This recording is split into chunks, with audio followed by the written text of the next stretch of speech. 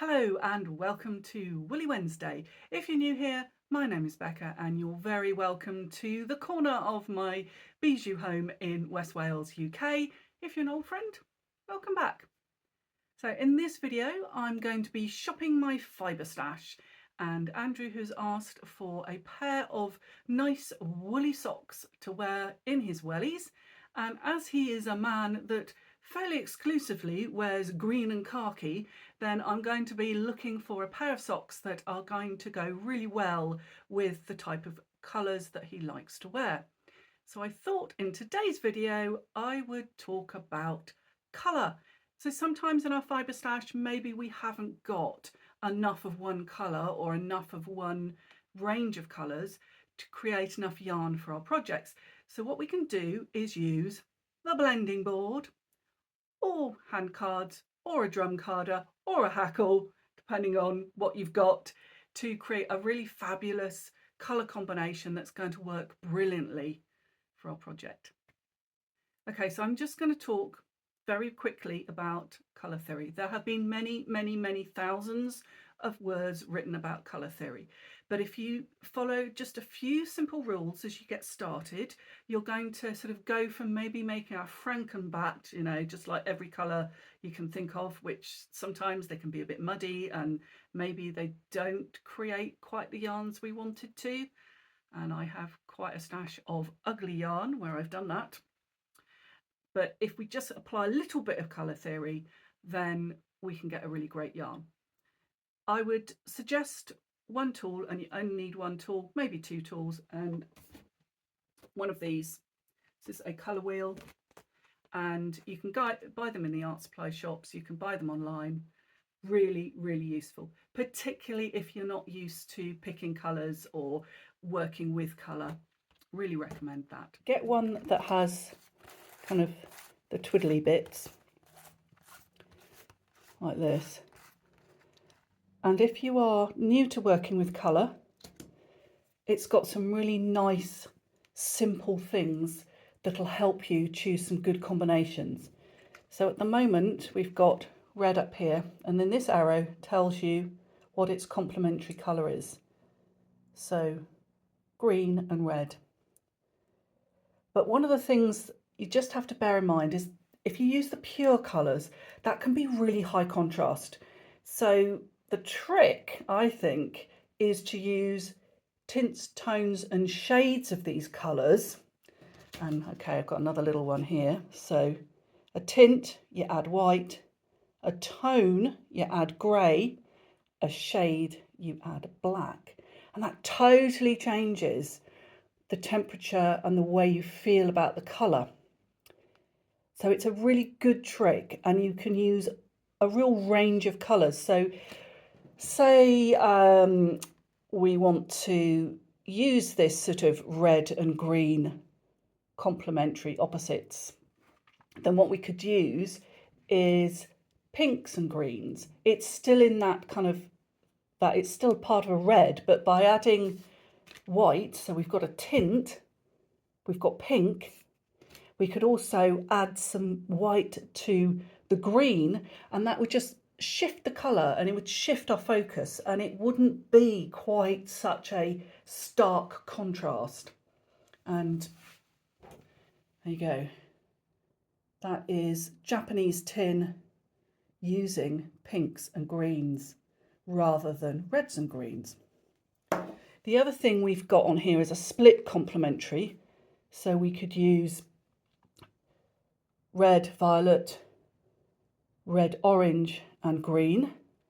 So that would be a complementary split. We can then split it again.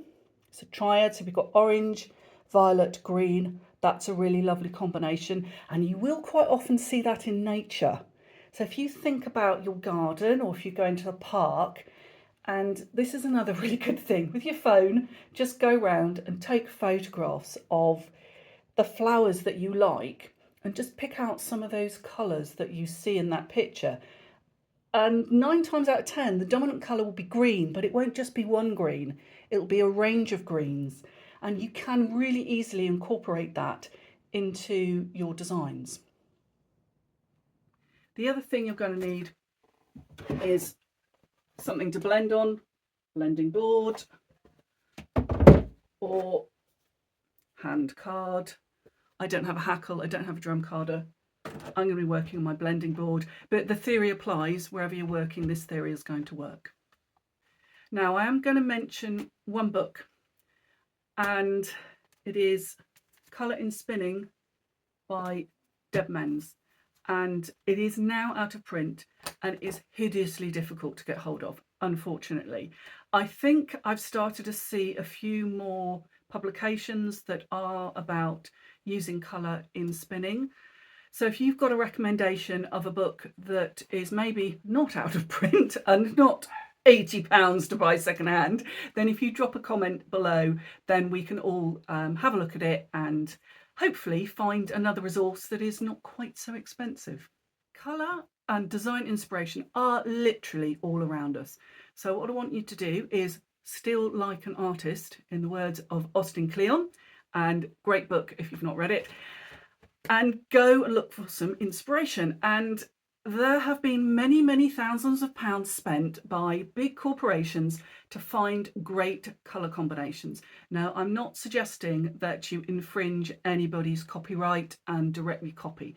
What I'm suggesting is that you just use it as a starting point, a jumping off point, and just really look at what colours people use together and how successfully they work, and how you feel about them. Does it make your heart sing when you see these colours and these designs together? And one really good place to start is food packaging, because it's a limited colour palette and it works, because it has to work. It has to appeal to the eye, because when we're scanning the shelves, we're in the supermarket, we're scanning the shelves, we want something that speaks to us. And you know, companies have spent many thousands of pounds working out what colours work and what colours speak to us. So use that. That's a really good place to start. I'm going to give you some other colour inspiration places to start, but food packaging, honestly, or packaging of any kind. And one of the things you're going to really notice is that they're using a limited colour palette. And I would really suggest that you do that. You don't have to have just 2 colours or 3 colours, but maybe limit it to 5. I think that really is enough. So 5 and a neutral. And when we say a neutral, that can be grey or white or versions of white or black or sort of very, very dark brown, something like that. So 5 colours plus a neutral. That is more than enough colours. But one of the things I want you to also to think about is the way that colour blends when it's in fibre. So it does sort of work a little bit like watercolour, but not quite the same. So when you've got colours close together in your spinning, you're going to get what's called optical blending. Okay, now I'm going to get the paints out and show you what I mean. If you think about blending your fibre a bit like blending watercolour, and I've got my palette here and I've got a bit of green, so we could just start with a base green and then add different greens, and if we kept mixing them and mixing them, we're going to end up with a consistent colour and something that we started with. So let's just put that on some paper. So there we go, we've got a consistent colour. So that's a really very good thing to do, particularly if you've got a drum carder. Just keep running the colours through until you get a consistent colour. The other thing we can do, and let me just move this around, is we can create some variation in the colour. So here, which you probably can't see because it's so pale, I've put down some water with a very tiny little bit of colour in it. Then what we're going to do is we're going to add some different greens in stripes. And where they meet, we're going to get some colour bleed. And that's effectively what we can do with optical blending. So we can put some different colours down, and where they meet, we've got this nice mix of colours. And depending on how we spin this, we're going to keep the distinct stripes. So we could take it off with a diz, or we could just lift them off as one big bat that we then split and spin in the different colour sections, and where we get the different colour sections crossing, so you get the optical blending. So there's lots of things we can do, and I'm going to let this dry because I'm now going to add some highlights to it. But I'm just going to do another one over here. So if we get we've got our different colours.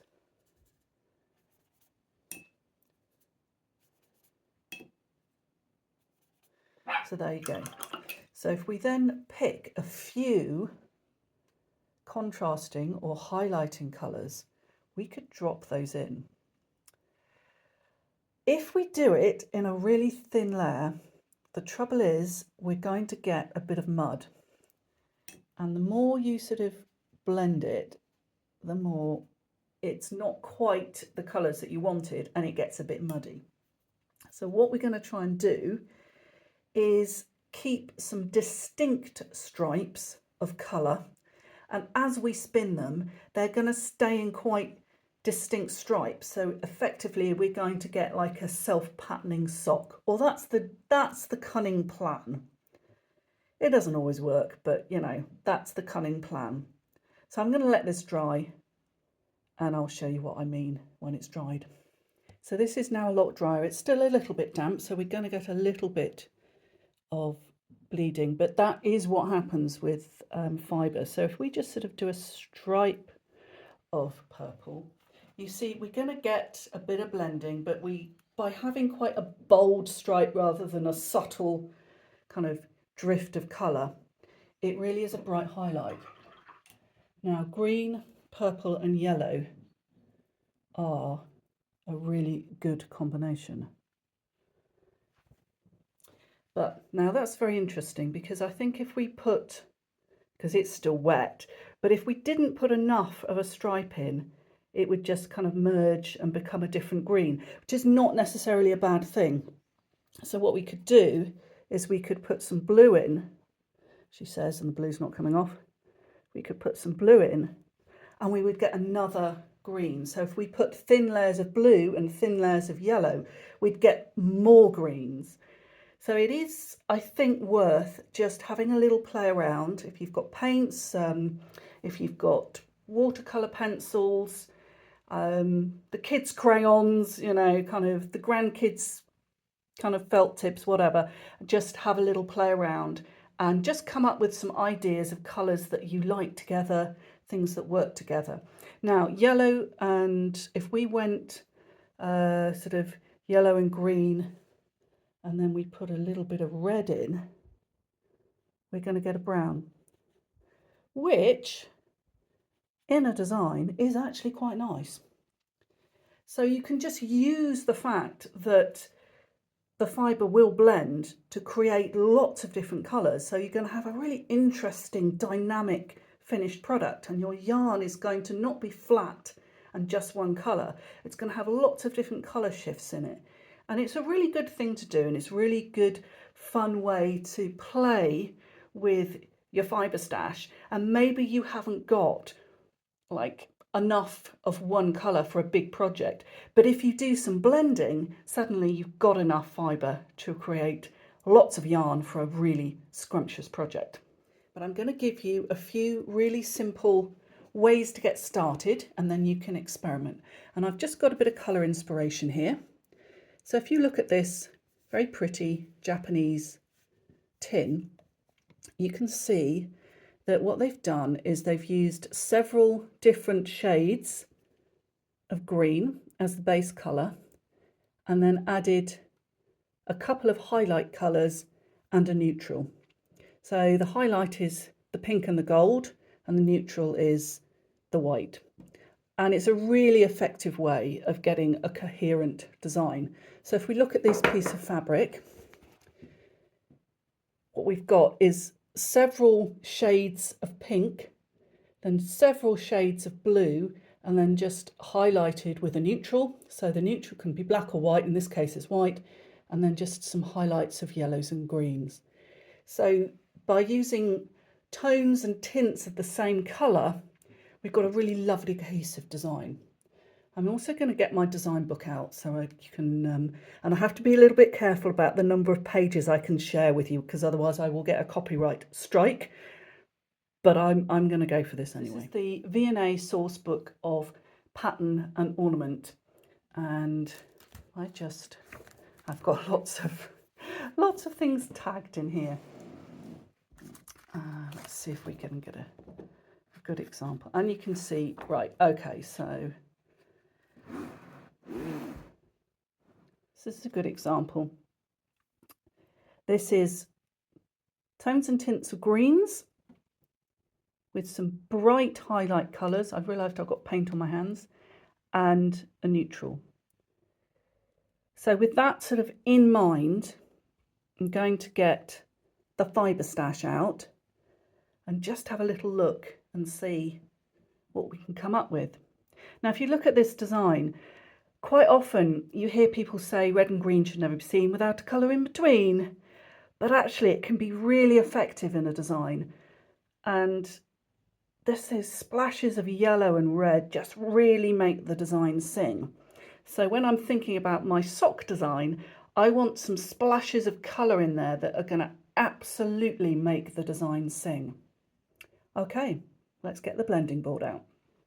Welcome to the fibre stash. Now I've got my colour ideas, and I'm going to start just dismissing a few things. I won't necessarily stick to this, but that's what I'm thinking at the moment. So let's just have a little look at what we've got. We've got a good range of greens. Not very surprising really, because I do dye, or try to dye, with natural colours that create green, because it can be quite difficult to achieve. Righty-ho, let's see what we've got.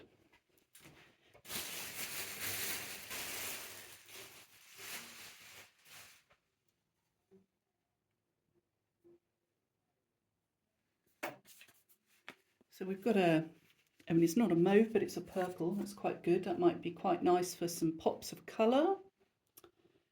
And quite like these greens together. In fact, I like all those greens together. Yeah, I like that. Let's see if we can just add some red, a nice pop of red maybe. Got quite a few reds in here. Just see what we've got. See, I mean, it might not work. It might be something I don't want to do.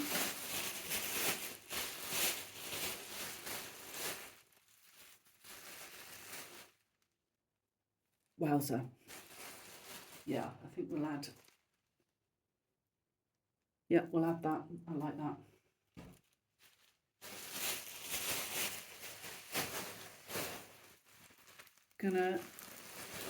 No, don't want to use any of those, I don't think.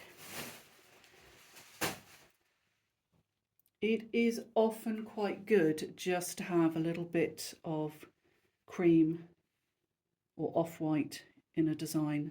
That can be really good for just a bit of pop of colour. And I've got, oh, now you see, I like these as well. Yeah. Now this is a bit of woad dyed fibre, and I didn't have blue in my original design, but I did have that mauve, so yeah, I quite like that. Right, I'm going to weigh this up and just see if I've got enough fibre, and then I am going to do a sample. I've just got 200 grams there, so I am going to add a little bit extra just to give myself a little bit of leeway. And what I'm going to do is I'm going to add some green recycled sari silk. Ta-da. And those are going to be my colours and my fibres. So I am now going to just create a little sample, and probably only 25 grams, and spin it and then knit up a little sample and see what it looks like. And if Andrew hates it, I'll go back to the drawing board. Homemade blending board made by my dad, not by me, and a puppy grooming brush, which is kind of what I'm liking at the moment. I have used all sorts of things for blending boards, but this one seems to be working at the moment. Because we've got lots of similar colours, once we start spinning, they are going to very much optical blend, which is a good thing. It's something I want. However, we have got these pops of colour, and so these I want in quite distinct stripes so they are not lost. So what I'm going to do is I'm going to put just thin layers of all this on, and that's going to give quite an interesting colour when it goes together. Then distinct stripes of my highlights, my contrasting colours. So let's see how this goes.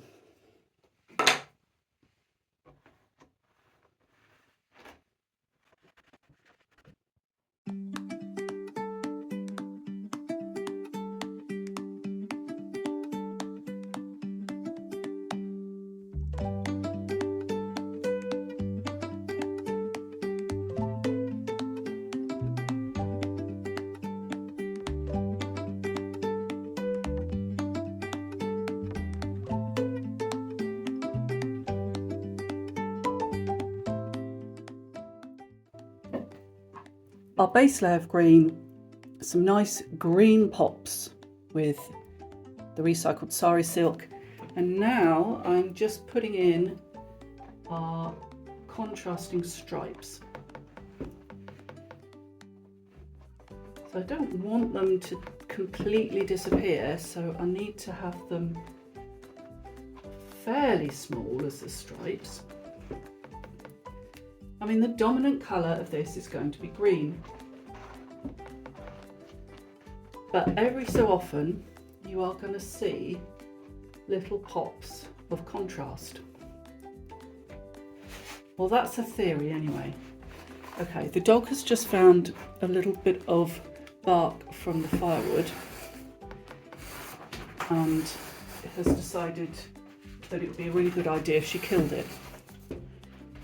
So if you can hear noises off, that's what's going on.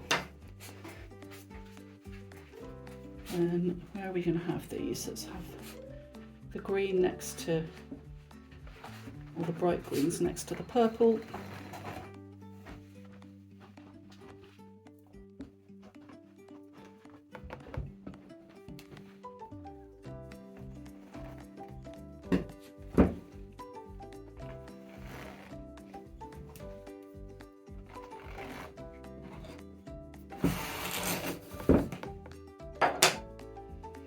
And oh boy, that's red. Now if we get too much optical blending of the green and the red, it's just going to go brown. That's not a disaster because green and brown can look really good together, but that's not really the effect I'm going for.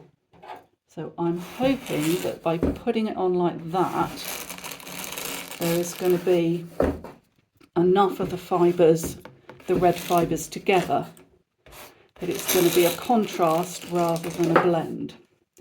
And let's just put a little bit of the white in here.